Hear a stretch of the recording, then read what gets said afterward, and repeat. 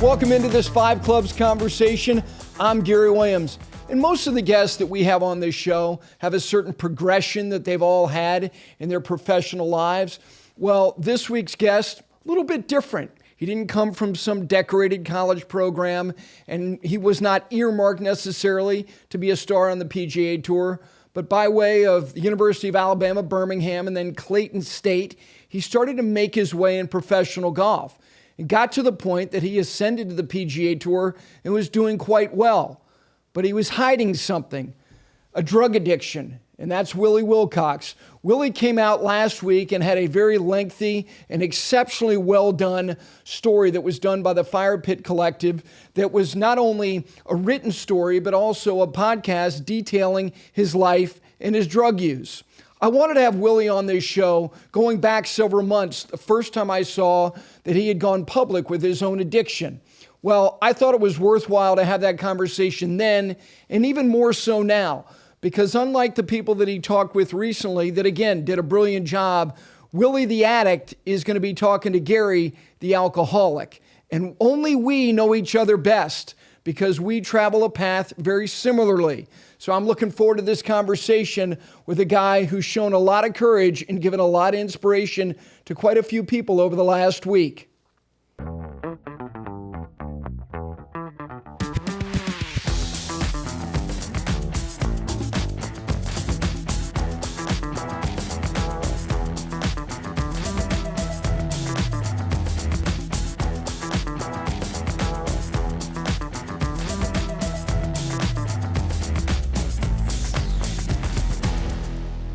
And with that, we welcome in Willie Wilcox. Willie, buddy, how you feeling? Heck of a lot better. Feel better every day, every week. It's amazing when you go from putting poison in your body to good things in your body, the transformation that you can go through. So I'm gaining a lot of confidence from my mental and physical transformation over the last couple months. I bet. I had mentioned in the open about the podcast and the article that Mark Baldwin wrote that was released last week. Golf Digest had it. I thought the guys, Matt Janella, his whole team at the Fire Pit Collective, who continue to do some continuing work as they document your path, did a fabulous job. I think it's one to be admired. And I just wonder over the last week or so, overall, the reaction you've got and what it's meant to you. Because I don't know what the reaction has been that you've gotten to this disclosure in your path that you've been on. It was a bold move. It was a very bold move. And that's what my dad said. My dad, he chose not to read the article, which I completely understand. It's been overwhelmingly positive. It's helped me out with my lessons. I was like, I wonder if people are going to be apprehensive to, want to be around me. Because of the things that I went through, but it's been the total opposite. Like tomorrow I'm playing Birmingham Country Club. I've received hundreds, probably over 1,000 messages, and a lot of them are like people that are members at really nice courses and they want me to come play with them. I've seen maybe 2 negative comments and about, and thousands of good ones. But I've received over 1,000 DMs from people reaching out saying that they're struggling or they're sober a certain amount of time or, the community's kind of rallying around. First of all, like you said, it's a bold move because as somebody, the only other time I've talked about my own addiction, my alcoholism is with Billy Horschel. And it was not to make it about me. It was just that he had brought up his wife, Brittany, and Brittany is an alcoholic, and they'd been public about it. They had gone on Good Morning America, and it's the first time I had talked about it publicly, but it was not in great detail.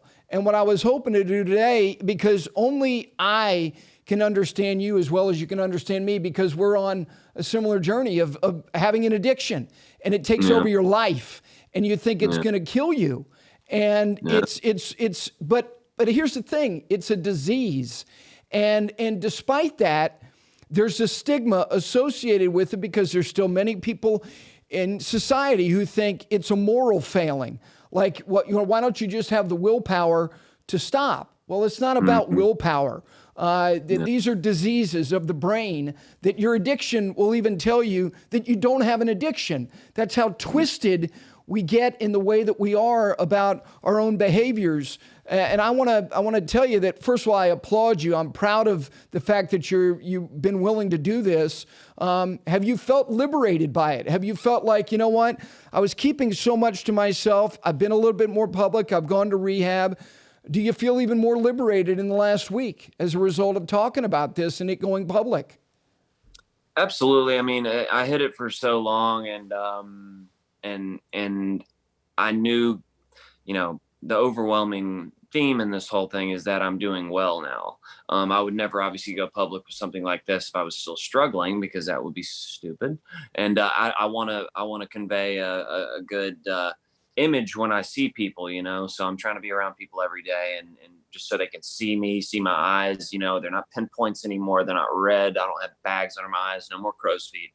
But yeah, I feel good. I wish I could have made this change and seen the error in my ways way earlier. But yeah, it's I think I'm a product of my environment, but also I have it's passed down generation to generation. So I think that's what, kind of validates the disease concept in this whole thing. People in my family have struggled with things like this. So the fact that I did is not shocking. It's definitely hereditary. So, but yeah, I feel great. And I'm glad. I mean, nobody seems to have turned their back on me. So at least people that are close to me, people that are still struggling have looked at me a little cross, but I don't need to be around them anyways. Well, the thing about, the whole idea of anonymity, everybody has to make their own choices. It's not about you talking about other people. It's you talking about yourself. And you've made this choice. And it's interesting. I identify with the idea of, you know what, I can only do this if I'm right. But it also, do you feel some added pressure? Like, I've got to keep this going, because if I don't, then people are going to look at me like, well, he said he was right, and he was for a while. But again, that's another part of disease and addiction, that you're only as good as today. You've got today, and you've got to, maintain your sobriety today and do it again tomorrow. Do you feel added pressure now because you've done this? I mean, it was such just a hellacious over 20-year run, and my body had just it was pretty much giving out. And so it became so dire and so important that I change. And the things that I was doing, you have to really go to some bad places to get it, and be around people that you absolutely can't have in control of your life. That's not to say I won't meet somebody in the future that offers me, something, and it becomes. I hope that doesn't happen, and if it does, I'm going to run. But yeah, maybe there's a little bit of pressure. I've quit for 6 months at a time when I was on tour, because I was scared of drug tests for sure. So I've done it, but this is the most conscious public effort I've ever, I mean, just admitting that I have something is big. And I feel so confident that I'm not going to slip. I got a lot of people, a lot of accountability, a lot of people have seen me every day, and they call me out immediately. So yeah, I really do feel like I can do this. When you go back and reading the story that Mark wrote, and again, I want to congratulate him on being as poignant and as sensitive to you in the manner in which he wrote the story, detailing, your life. And it's as somebody who again has been in dark places, it resonates. It hit home with me, thinking that, you know what, I can't beat this. And you keep going down these roads and some of these acts and these behaviors, and I'm going, I get it. I get why he left golf tournaments. I get why he did some of the things that he did. And people will say, what do you mean? Well, because that's what you do. It's what you do when you're sick. You disappear. You do disappear. I want to go back to when you first felt, at least you thought to yourself, okay, I have to try to curb this. What were some of the things that you were having, some of the feelings, some of the thoughts that you had when you felt like drugs were starting to take over your life? How old were you? Probably 19, 18, 17. Because I mean, we just between the selling and the using, I mean, that started at 15 or 16. My high school was an open air drug market, so I mean, everybody sold. But yeah, I would say, I mean, it didn't start affecting my body until my late 20s, but like, I knew, I mean, if you use every day for months at a time, I mean, you have a problem.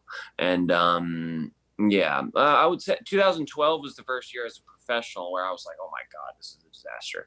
And then I would say maybe on the, yeah, in 2009, when the first year I turned pro, over that Christmas season, I was out of control. I'd say as a professional, it was about 3 months into my career because I'd made a quick like 50, 60 grand. And I was just, that was too much money for somebody with the problems that I had. I want to point out a couple people along the way that, because there was a couple things that really struck me. First of all, the compassion of a couple guys that have been in your life, Lonto Griffin being one, Andrew Luke being another one, that you were willing to start sharing, God, I've got issues. And, they had some, their intuition was telling them that something wasn't right. But you also said something that again, is a dangerous part of being in that community of addiction is, like you said, you ran back to your Atlanta friends one time, and I'm thinking, those people are not friends. They're not friends at all. They're enablers. How hard was it for you? And this is something my best friend said to me when he came to help me. He said, you got to start to learn to trust people, because I had stopped trusting anybody. Did you stop trusting people? When I was in the midst of it? Oh, yeah. Yeah. I didn't trust him. I mean, I bought a camper and put it on the lake, and that's basically solitary confinement. And I just kind of hid away. I would actually move the camper, just so it would be on a different lot, and just to kind of like skate under the radar. I've since gotten a house and I'm back to living like a normal person, but not that a camper isn't nice on the lake for a little weekend getaway, but yeah, I sold the camper. Yes, I was as isolated as I've ever been. I was super paranoid. I was, didn't want anybody on my case, even though that was what I needed most. I needed somebody to grab me, and that was one of my good friends, Rodney. He grabbed me by the shoulders, just a big old country boy. He's the man. And he's who I really give credit for. I mean, literally grabbing me by the shoulders and shaking me and saying, you gotta get help. But yes, I didn't speak like, for instance, my best buddy, who's an engineer at Sherwin-Williams, and he's crushing it. Life's going great, beautiful family, 2 kids, awesome house. And I moved back to town in August, and I'd only been to his house 2 times, and this is my best friend, in 6 months. So I moved back home back closer, to some of my close friends, and I didn't go see him. And now, since I've gotten out of treatment, I've probably been to his house 5 times. And that's what you do. I mean, you use the word isolation. It runs neck and neck with the addiction itself. You're seeking to be alone. You don't want to engage with people. All you want to do, and even if I was pointing this out last week, this was back 2016, 2017, around then. I'd be at golf tournaments, so there'd be 35,000 people on the property. I couldn't have felt more alone. Because I didn't want to engage anybody. I didn't want to talk to anybody. And I want to ask you, as somebody you're around this peer group playing professional golf, did you feel isolated even in the middle of a lot of people? I mean, dude, the last 3 years I played on the Korn Ferry Tour, I played full time, 18, so it's 18, 19, 20, 21. I wouldn't even go in the food area. Because I didn't want anybody to look at me. And if I saw anybody in the locker room, I'd duck the other way. And I literally couldn't even go into player dining. It was horrible. Whereas I used to look forward to going into player dining, chopping it up with my buddies, just either talking about the course or the life or girl, whatever. Yeah, I mean, I used to be, at a table with 10 guys for breakfast, and lunch. And now I would hit a Jimmy John's on the way to the course and just crush that in the car and have, I'd eat like a quarter of it, where I can eat 2 Jimmy John subs if I tried. Yeah, my intake on everything is ridiculous, but yeah, I mean, I would think that's the biggest thing that I noticed when I was on the road was just how much I just despised being around the other players, and that's just not healthy. It's like, this is your job, man. You just, It's true. So. I mean, the idea of getting away from people, not wanting to be around people, them almost being an impediment to what it was that was the priority in your life, which was the drugs, which was the substances. One of the things that many people may find remarkable if they haven't read the story is that you were still able to perform. As a matter of fact, like 2014, 2015, you made over $1 million playing golf on the PGA Tour. As a matter of fact, before the next season began, we did a season preview on Morning Drive, and Brandel Chambly picked you as his breakout player of the year. And I said, why? And he said, well, look at his stats. The guy is phenomenal at virtually everything. Your scoring average, you were 8th in scoring average on the PGA Tour. You were 1st in final round scoring on the PGA Tour. The highest score you shot on Sunday was 71 for the entire year. How? That's crazy. I didn't even know that. Well, and actually in 15 I made 1.6, and in 14 I made like 580 and change, and then I made about 716, and that was all while being out of control. I have no idea how I did it. I played over 70 tour events, 73-ish, and I was in full, it was crazy. It's crazy. I really don't know. It was just a mixture of ability and I don't know how, I guess the drugs hadn't taken their toll at that point. Give it a few more years, it'll catch up. And it did. But yeah, at that time, I guess I was just so young that it didn't, I could still swing the club at a high rate of speed, and somehow the shaking of my hands, I was able to time right and make putts. One of the things that Lanto in the article on the Fire Pit Collective said is that he's never seen anybody who hit the middle of the face more than you did. And obviously you mentioned, first of all, genetics when it comes to the predisposition of addiction, which is pervasive in my family as well. Your mom's a hell of a golfer. You've got good genes. I mean, you're blessed with this God-given ability to create speed. Speed's one thing, contact's another. I mean, did you take any, during that entire period, was there any sense of satisfaction with what you were doing? Oh yeah. I mean, I had a great time. I mean, I very much enjoyed, the good finishes, and, the good finishes almost validated my behavior.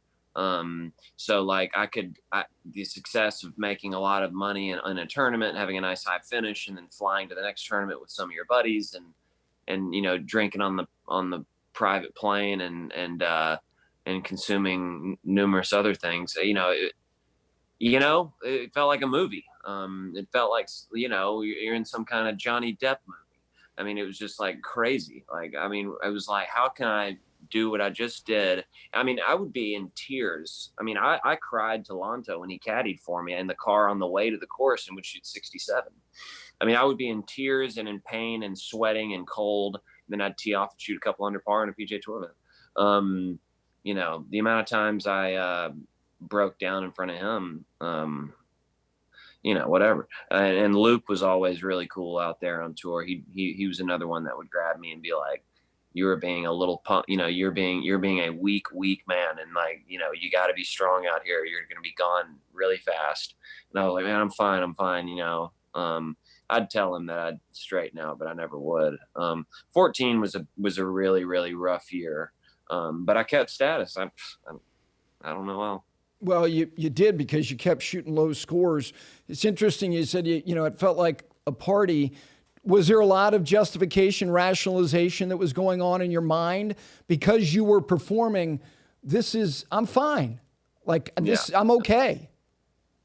definitely. I mean, you know, the validation came from external sources. I mean, sponsors, family, friends, everybody's just like, I mean, they get to see you on CBS on Sunday. Like, this is crazy. This guy's doing great. Um, so, but little did they know, you know, when I got back to Alabama or wherever I was, you know, the people I was around were not, you know, I just remember making about a 40-footer on the 72nd hole in Memphis my rookie year, you know, to the delight of all the fans there, and my family and friends were there. Everything was really cool. Just a beautiful moment, you know, hugging everybody. And there's a kid from St. Jude Hospital Yep. out there. It's very heartwarming, and, you know, pictures, and they're like, "Will, you're the greatest." And then that night I'm in a dilapidated house at a dealer, and, you know, I'm getting a knife pulled on me, and my life could have ended right then.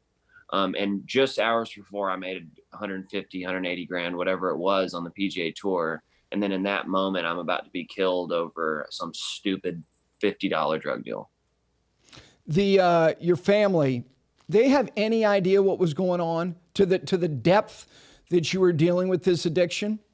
Not at all. Nobody knew. And I had a couple of girlfriends throughout that period on tour, and they didn't know either. Nobody really knew, because I was able to be a fairly normal human for a period of time. It just depended on how many months I would string together of using. That's when the real Jekyll and Hyde phase starts to come out. When you do it, you know, you can't say popping pills is a social thing, but if I'd keep it in check and only do it like once a week, I was a normal person. But once you'd string them together, then you'd become just a miserable, you know, prick. How about consequences? Because that's a key to eventually either wanting to, needing to, having no choice, help. Did you have certain consequences, or were they escalating in terms of the degree of the consequences you were experiencing in your life, the more the addiction was taking a hold? I mean, I just lost a lot of weight, and I just looked like crap. I mean, my engagement dissolved, which that, you know, she was a lot younger than me. A little different generation. I just thought she was really pretty, you know. But yeah, I lost my golf game. Thank God I was never arrested or you know, put in the hospital or whatever. I mean, I did overdose, but I would come out of it.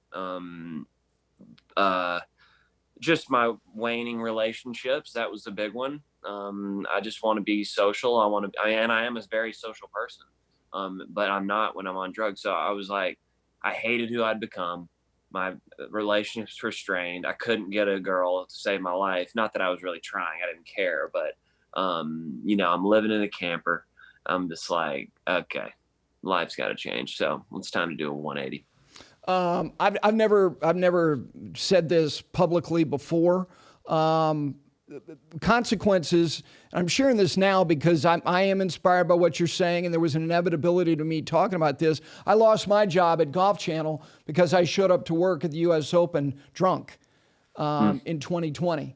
And Wow. yeah, and the people that had cared for me and you know, knew that I had an issue, knew that I had a problem. It just couldn't go on. And I'm the architect of my consequences. I don't hold any resentment at all. But that was an extraordinary consequence for me. It was something I loved, and it devastated me. And even then, and even then, Willie, like I knew I needed help. But I think that people wanted it for me more than I wanted it for myself. When you finally went to rehab, did you feel like you wanted it as much as the people around you felt like you needed it? More so. I mean, I was the one that was feeling the physical and mental consequences. So, and and emotional. Oh my God. I just so emotional all the times, you know, my suspicions of everybody and things like that. But yes, I knew I needed it. I spent a lot of money on it. So I'm into them for about a Honda Civic. But it was a great doctor in Atlanta that I could, you know, consider just saved me. Krishna Danaparthi. It's a Eastern medicine approach to recovery, and it worked really well for me. It's just a shame more people can't afford it, because it does reduce the symptoms of withdrawal by over 70%. They put this thing on your ear and it like shocks your brain. It was some wild stuff.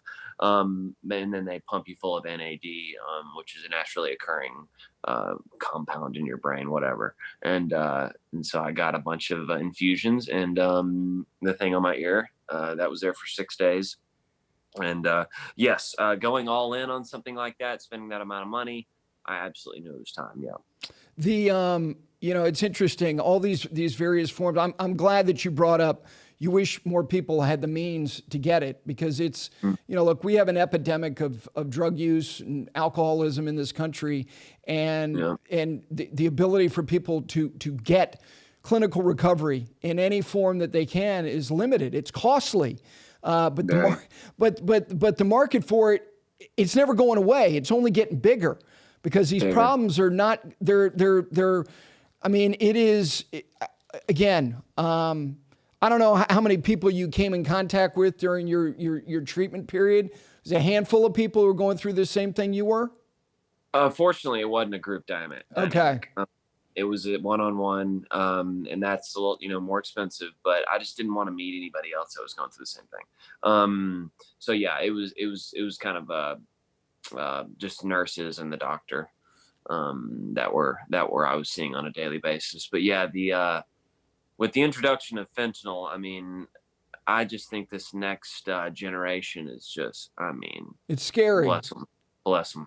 Yeah, no, it's really, really scary. One of the words that you used that I heard and read was guilt, and it can be crippling. The amount of guilt that people feel because of their behaviors and their actions. And I'll say this, not for me or for you, but for everybody out there who may be struggling. You're not a bad person trying to get good. You're a sick person trying to get well. And even though it's inevitable because of our human condition, you're going to feel guilt and shame and remorse. It's natural. But there's a term in the program that I'm in, which is AA, that you can't shut the door on the past, nor do you wish to forget it. Is it important for you to forget, or pardon me, to remember the path you were on? I would say so. I mean, it's, I'm not doing the NA or the AA because the group thing kind of weirds me out a little bit, because I don't want to meet other people. Because I mean, alcohol is one thing; it's obviously much more accessible and more affordable than what I was doing. But I just don't want to meet anybody that's in the culture that I was in, because it's way too easy to, especially around here. Blue collar area, people are struggling. They see me, might think, this could be an opportunity to exploit something, whatever. Yeah. I just, I'm small town Alabama. But I definitely don't want to forget what happened. But at the same time, I'm been saying over and over again, the past is the past. And started dating a girl, and she read the article, and I was just like, oh man. I was like, how am I going to dig myself out of this one? But we both agreed that the past was the past. So did she not know anything about your past until she read the article? Unfortunately, no. But I've only been good for a couple months now. And I was going to get there. But yeah, I just didn't. I mean, it's embarrassing kind of, obviously I put it out. I knew it was going to be that way, but it carries more weight with different people in your life. So, but yeah, she's been awesome, and so have my parents. So, embarrassed, like I said, shame, remorse. These are things that, look, we all have to deal with it in various ways. Do you have anybody to talk to about this? Do you feel like you need to talk to anybody about it? About what I just went through, or what I am going through? I mean, what you continue. Look, I mean, this is a lifelong thing. Yeah. Oh yeah. I do. I do. I have close friends, and I try to come in contact with someone every single day that would call me out, because it's very easy to tell if I'm good, if I'm okay or not, because what I was doing. I mean, whether it's the size of my pupils, my eyes being glassy, read, or just being lethargic, not being outgoing. My voice is a lot lower. There's a big checklist for me. And as long as I see somebody every day that can look at me right, and, I got to look somebody right in the eyes and be like, I'm good, I promise. That's a big one when it comes to the stuff that I was fighting, because when you get into your 30s and take that poison, you can look right at somebody and be like, oh my God, they're on Mars. So yeah, I have a lot of accountability. Thank goodness. It's necessary. Yeah. And I'm not saying that. Again, it's interesting. We all have to, we all have our way of staying sober. For me, I've got to be around these people in my sober network, because like if I talk to my wife about it, it only goes so far, because she can't think like I do. And thank God she can't. Yeah.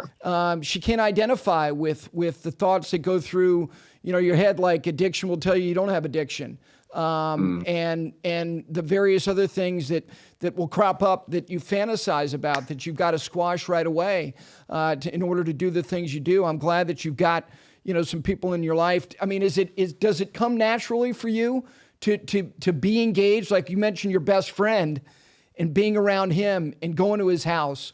Are those things that you're finding gratification with on a regular basis, being around people? Because you always seem to be so affable, but you weren't right. And now that you are, is there joy that you're getting from that, being around these friends of yours? Oh yeah. And I read a quote, that said, being isolated, not being social, has the same detrimental effects on your brain as being addicted to drugs or alcohol. And, it just depletes your, ability to relate to people, have empathy, want to help, just be mentally present. So yeah, I every day make a big point to socialize. That's a big thing. So I've gone from not socializing and being on substances to socializing as much as I physically can and not being on things. So I think my brain is coming back pretty fast. It feels great. I don't get these waves of depression anymore. I got those for probably 4 or 5 weeks. Now that sucked, but now I feel good. And it's just like you wake up and just do everything you can that day to, win the day.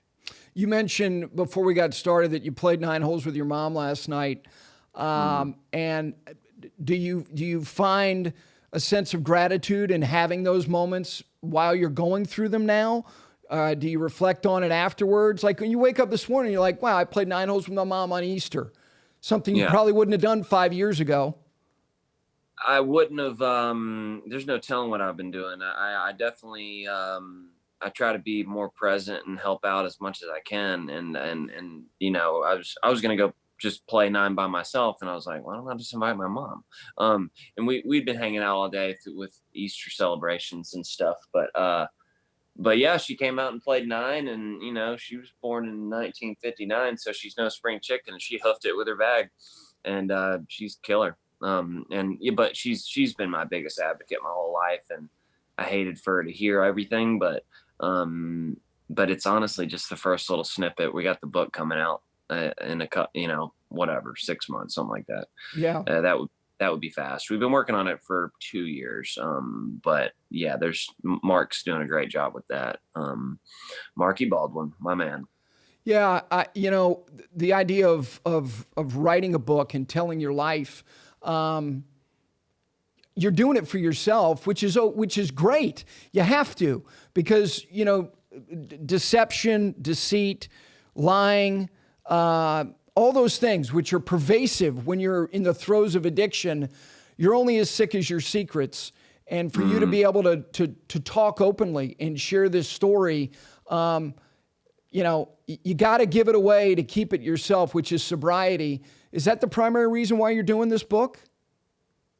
For sure. Yeah. Accountability, just to unburden myself.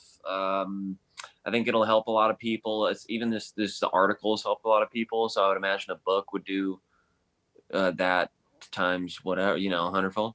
And the people that are helping me with it are very gifted, writers, and they've written many books, and they're just people at Fire Pit are sharp. I mean, Shipnuck's, if he gave it, he's like, dude, this is a wild story. He's like, I think what you guys are doing is what you need to do with this crazy saga. So it's a therapeutic thing, for sure. But I think that's also going to help a lot of people. And the over 1,000 messages I've received from people that I would have never guessed were going through it. I just think it'll be people are going it'll humanize golf a little bit. You will realize that not everybody's just a robot and perfect out there. No, look, we all have our stuff. And Michael Phelps said something that a couple years ago, and he's been very open about his own challenges in life. It's okay to not be okay. Which again, it's nice to see that you're getting the kind of compassion and empathy that you have. I'm not surprised at all. I want to go back to Lanto and Andrew Loop. Have you heard from either one of those guys since the article came out last week? Oh yeah. Lanto and we talk all the time. Okay. We have a great chat. And Loop will be at the Monday qualifier. I'm playing in a week up in Huntsville, and so will James Driscoll, who's also the man. But Loop and I have, Lanto and I, we've had long phone conversations. I'm going to his wedding in September, and that's something I probably wouldn't have been able to do had I not gotten my head right. Granted, who knows if I would have even been alive in September. But it's going to be at Pinehurst, and we're super stoked. And I just can't wait. So Lanto's been very, very, the love we have for each other is pretty big. It's a good thing. I helped him when he needed help, and he became a world-class player. I can't believe he says the comment, I wouldn't be where I am right now had I not caddied for Will.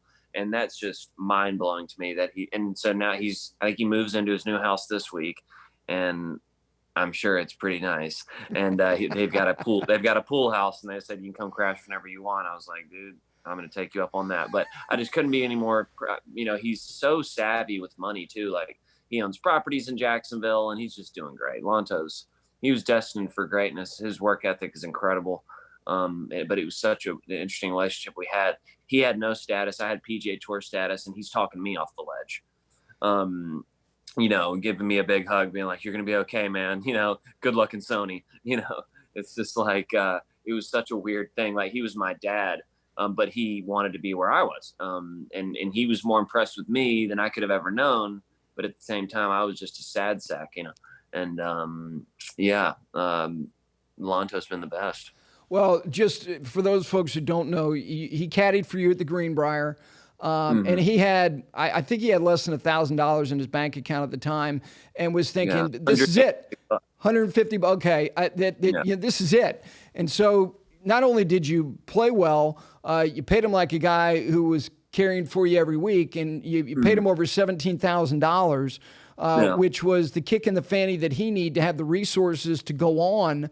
And keep living the dream, and he's lived the dream. He's not only won on the PGA Tour. The guy is a productive player, and it's great to hear that. Let me ask you something that you shared that can, again, everybody is different. The idea of still drinking some alcohol and still smoking pot, does that scare you at all? I haven't had anything to drink in probably a week. And it was, 1 Tito's and soda. And with the Eastern medicine approach that we are taking, CBD, a little bit of THC, that's just Dr. Danaparthy has been, I talk to him a lot, and as long as I keep it in check, yes, I should abstain from alcohol for sure. And I am. It actually kind of hurts my stomach now. So I think that's my body telling me, I'm shifting away from that. If people don't like THC, that's a them problem. What is the most important thing in your life now? Um, Being there for my family and friends, giving lessons, and just trying to be, just to be a completely different person than who I was. I just want to be present and accessible for the people that I love.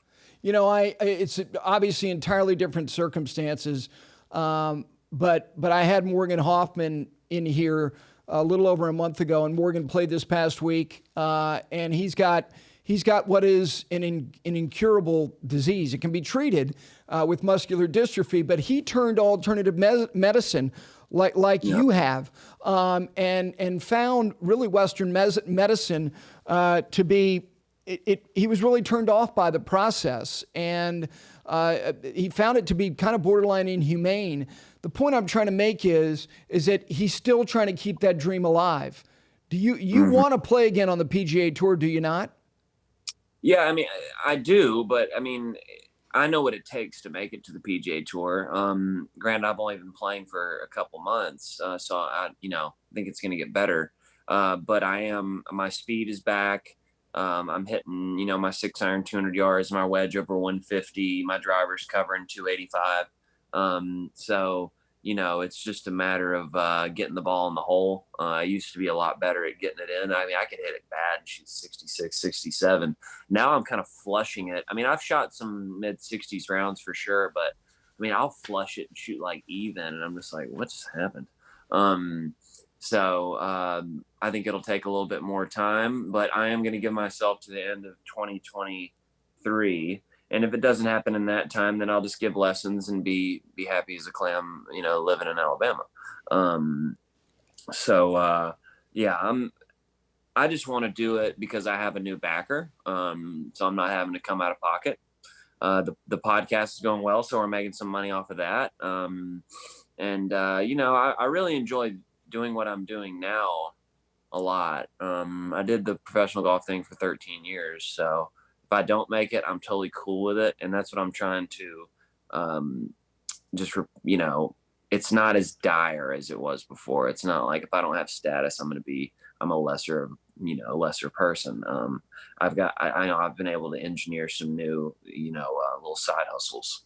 The backer, the logo you've got on your shirt, look, you can't do this without support. And you mentioned the podcast. I want you to mention all those because, again, without them, you wouldn't have the footing to try to make progress, to try to do this again. Yeah. And you have a great platform here. I should. We started doing Tier Time, TURE time, with Jim Renner, who's an ex-PGA Tour player, and myself. We just did episode 10 with Ryan Armour. We had Johnson Wagner before that. We've got Matt Every on Thursday, and then Graham Dillette the following week. The amount of freak PGA Tour player talent we have on it is just crazy. I mean, it's like Richard S. Johnson, Mark Calcavecchia, James Driscoll, Spencer Levine. I mean, that's a solid list. Heck yeah. I mean, very good. It's stupid. And we're going to have Patton Kazire. He's committed, Vaughn Taylor. So it's a really fun thing. I mean, hour a week, although we couldn't get Calc to stop talking, which was exactly what we were praying for. We were like, man, I was nervous going in. I was like, Calc is such a legend. He won his first PGA Tour event before I was born.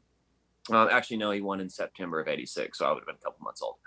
But I was like, man, okay, I'm going on with a senior tour player, a guy that I've been watching since I was a kid. Am I going to sound like a bumbling idiot? I took notes for like a day.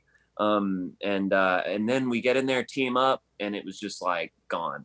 And he talked about his childhood, about, fun little stories that are surrounding the '89 British that he won, and just expanded on so much. And it was just like, you realize how much those guys want to reminisce, want to talk about their good old days. And so I can't wait to have more Champions Tour players. I think I called it Senior Tour before. More Champions Tour players come on because they love reminiscing. Yeah, they do. And first of all, they're also pretty unafraid. It's like I've done that. I've not that they still don't have sponsors. There is a righteousness about guys over 50, and even more so with the guys over 60.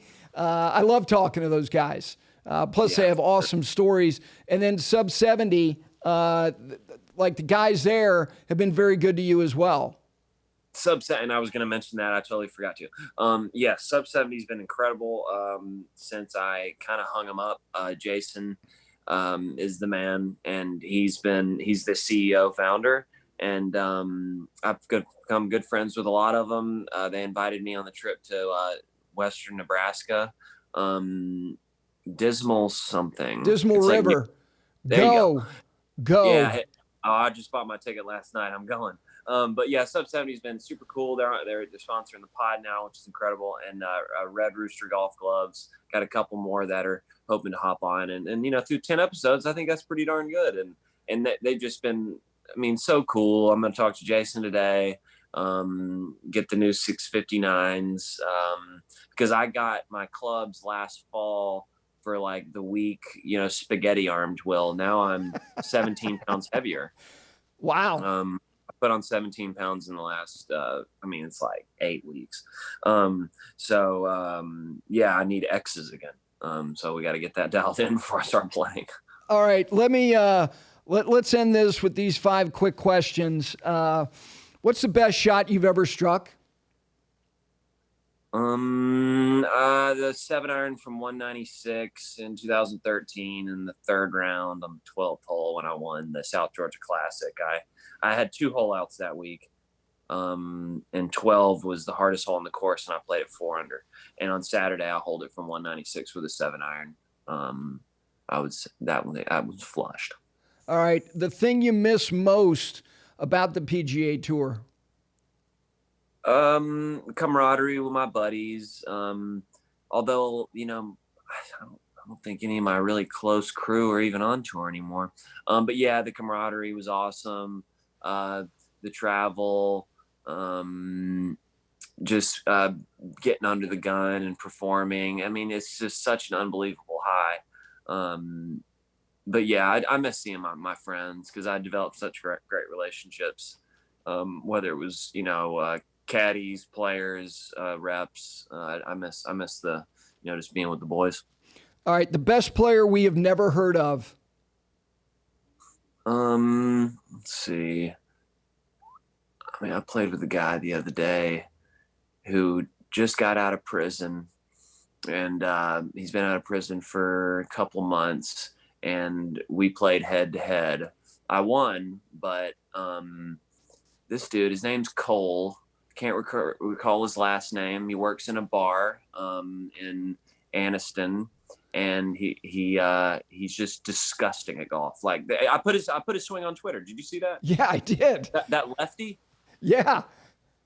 You never heard of Cole. And this guy, I was hitting my 10 out of 10 drive, and then he could get me by about 10 yards. Granted, he has a good bit of height and weight on me, but this guy clears like you wouldn't believe, and it's just cool. Like in Alabama, you got just different, country folk that can just smash a golf ball, and he's one of them. All right. What's your dream foursome? Well, obviously Tiger. Tiger, Jack. Always love playing with Boo Weekly. Oh, that's a good mix. All right, last one. Your favorite go-to cuss word or phrase on the golf course? You got to be fisting me. There's more to that, but I don't want to say the whole thing. Yeah, let's not. Let's leave it to everybody's imagination, Willie. I heard that from a guy on the Corn Ferry Tour, and I fell on the ground. All right. Before I let you go, last thing I want to ask you, can you imagine at this point now, having not told your story to the degree that you have and there's more to share, can you imagine having not said anything yet? Well, that would mean that I was probably still struggling.